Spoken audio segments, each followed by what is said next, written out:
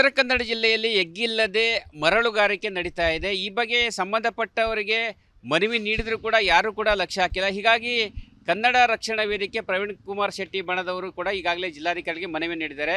ಗಮನಿಸಬಹುದು, ಕಾರವಾರದ ಜಿಲ್ಲಾಧಿಕಾರಿಗಳಿಗೆ ಇಲ್ಲಿ ನಡೆಯುತ್ತಾ ಇರುವಂಥ ಅಕ್ರಮ ಮರಳುಗಾರಿಕೆ ಬಗ್ಗೆ ಮನವಿಯನ್ನು ಕೂಡ ನೀಡಿದ್ದಾರೆ.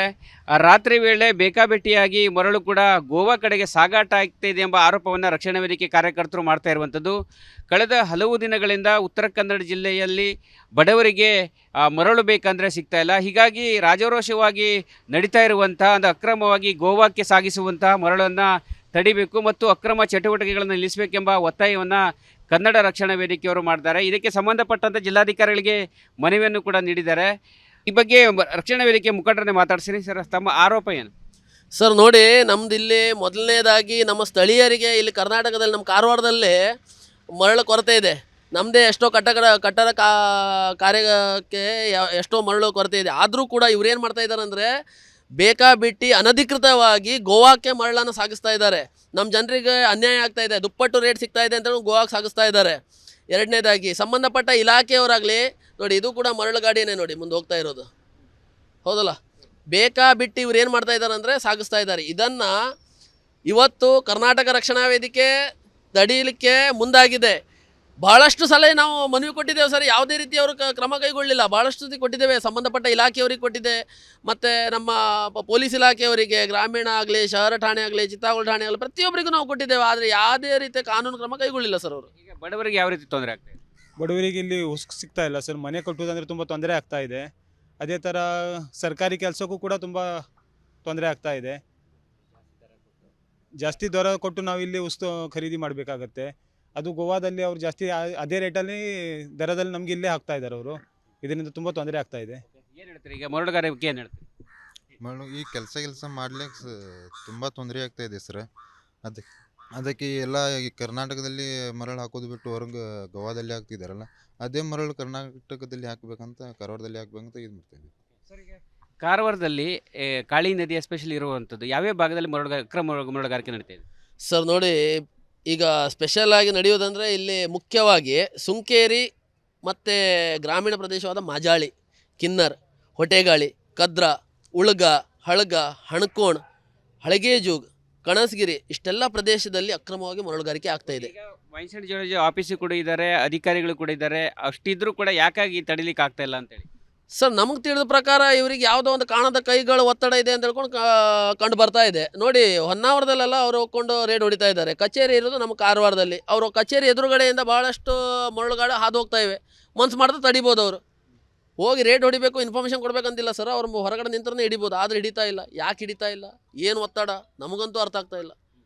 ಈ ರೀತಿ ಮುಂದಾದ್ರೆ ನಾವು ಹೋರಾಟ ಅಂತೂ ಅನಿವಾರ್ಯನೇ ಅಂತ. ಯಾವ ರೀತಿಯಾಗಿ ಹೋರಾಟ ಮಾಡ್ತೀರಿ ಸರ್? ನೋಡಿ, ನಾವು DC ಆಫೀಸ್ ಎದುರುಗಡೆ ಉಪವಾಸ ಸತ್ಯಾಗ್ರಹನೋ ಅಥವಾ ಅಹೋರಾತ್ರಿ ಧರಣಿನೋ ಯಾವ್ದಾರು ಒಂದು ಧರಣಿ ಇಟ್ಕೊಂಡು ಗಡಿ ಭಾಗ ತಡೆದು ಹೋರಾಟ ಮಾಡಬೇಕಂತ ಹೇಳ್ಕೊಂಡು ನಾವು ವಿಚಾರ ಮಾಡಿದ್ದೇವೆ. ಮುಂದೊಂದು ದಿನಗಳಲ್ಲಿ ಇದನ್ನು ಮಾಧ್ಯಮದ ಮುಖಾಂತರ ನಿಮಗೆ ತಿಳಿಸ್ತೇವೆ.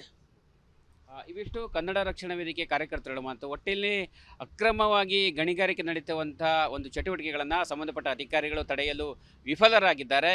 ಹೀಗಾಗಿ ನಾವೀಗ ಜಿಲ್ಲಾಧಿಕಾರಿಗಳಿಗೆ ಮನವಿ ನೋಡಿದರೆ ಇನ್ನು ಕೆಲವೇ ದಿನಗಳಲ್ಲಿ ಅಕ್ರಮ ಚಟುವಟಿಕೆಯನ್ನು ತಡೆದು ಉತ್ತರ ಕನ್ನಡ ಜಿಲ್ಲೆಯ ಸಾಮಾನ್ಯ ಜನರಿಗೆ ಸಿಗಬೇಕಾದಂಥ ಮರಳುಗಳನ್ನು ವ್ಯವಸ್ಥೆ ಮಾಡಬೇಕು.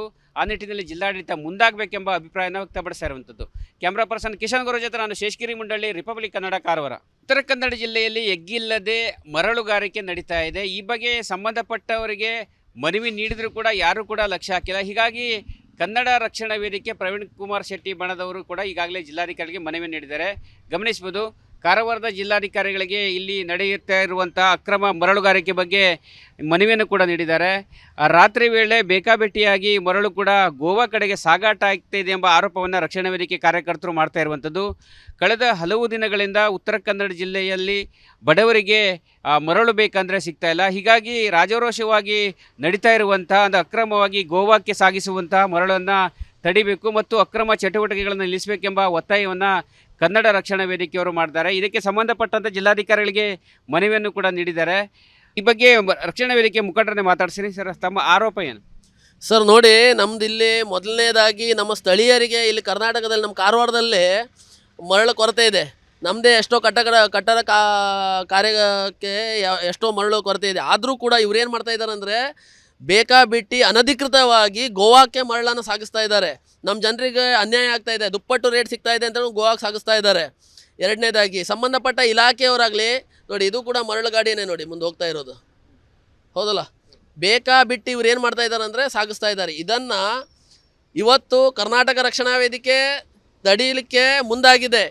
ಭಾಳಷ್ಟು ಸಲ ನಾವು ಮನವಿ ಕೊಟ್ಟಿದ್ದೇವೆ ಸರ್, ಯಾವುದೇ ರೀತಿ ಅವರು ಕ್ರಮ ಕೈಗೊಳ್ಳಿಲ್ಲ. ಭಾಳಷ್ಟು ಸತಿ ಕೊಟ್ಟಿದ್ದೇವೆ, ಸಂಬಂಧಪಟ್ಟ ಇಲಾಖೆಯವರಿಗೆ ಕೊಟ್ಟಿದ್ದೆ, ಮತ್ತು ನಮ್ಮ ಪೊಲೀಸ್ ಇಲಾಖೆಯವರಿಗೆ, ಗ್ರಾಮೀಣ ಆಗಲಿ, ಶಹರ ಠಾಣೆ ಆಗಲಿ, ಚಿತ್ತಾಗೋಳ ಠಾಣೆ ಆಗಲಿ, ಪ್ರತಿಯೊಬ್ಬರಿಗೂ ನಾವು ಕೊಟ್ಟಿದ್ದೇವೆ. ಆದರೆ ಯಾವುದೇ ರೀತಿಯ ಕಾನೂನು ಕ್ರಮ ಕೈಗೊಳ್ಳಿಲ್ಲ ಸರ್ ಅವರು. ಈಗ ಬಡವರಿಗೆ ಯಾವ ರೀತಿ ತೊಂದರೆ ಆಗ್ತಾ ಇದೆ?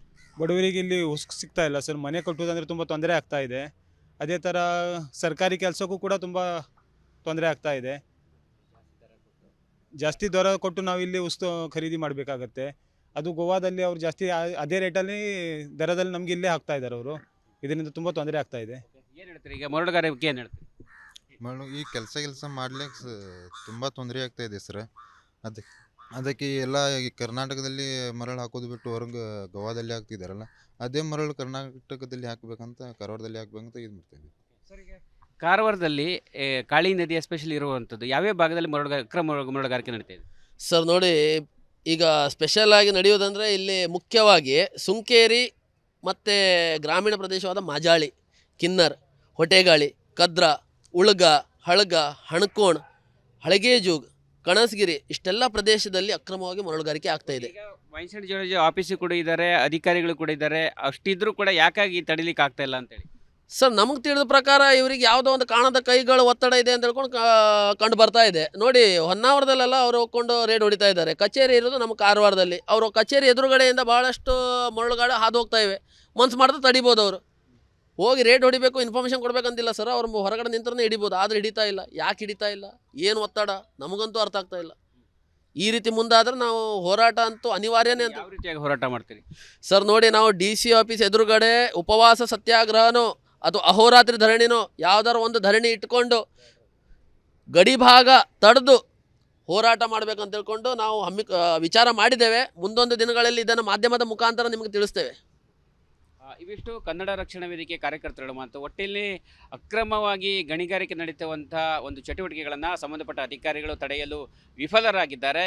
ಹೀಗಾಗಿ ನಾವೀಗ ಜಿಲ್ಲಾಧಿಕಾರಿಗಳಿಗೆ ಮನವಿ ನೋಡಿದರೆ ಇನ್ನು ಕೆಲವೇ ದಿನಗಳಲ್ಲಿ ಅಕ್ರಮ ಚಟುವಟಿಕೆಯನ್ನು ತಡೆದು ಉತ್ತರ ಕನ್ನಡ ಜಿಲ್ಲೆಯ ಸಾಮಾನ್ಯ ಜನರಿಗೆ ಸಿಗಬೇಕಾದಂಥ ಮರಳುಗನ್ನು ವ್ಯವಸ್ಥೆ ಮಾಡಬೇಕು. ಆ ನಿಟ್ಟಿನಲ್ಲಿ ಜಿಲ್ಲಾಡಳಿತ ಮುಂದಾಗಬೇಕೆಂಬ ಅಭಿಪ್ರಾಯನ ವ್ಯಕ್ತಪಡಿಸ್ತಾ ಇರುವಂಥದ್ದು. ಕ್ಯಾಮ್ರಾ ಪರ್ಸನ್ ಕಿಶನ್ ಗೌರ ಜೊತೆ ನಾನು ಶೇಷಗಿರಿ ಮುಂಡಳ್ಳಿ, ರಿಪಬ್ಲಿಕ್ ಕನ್ನಡ, ಕಾರವಾರ.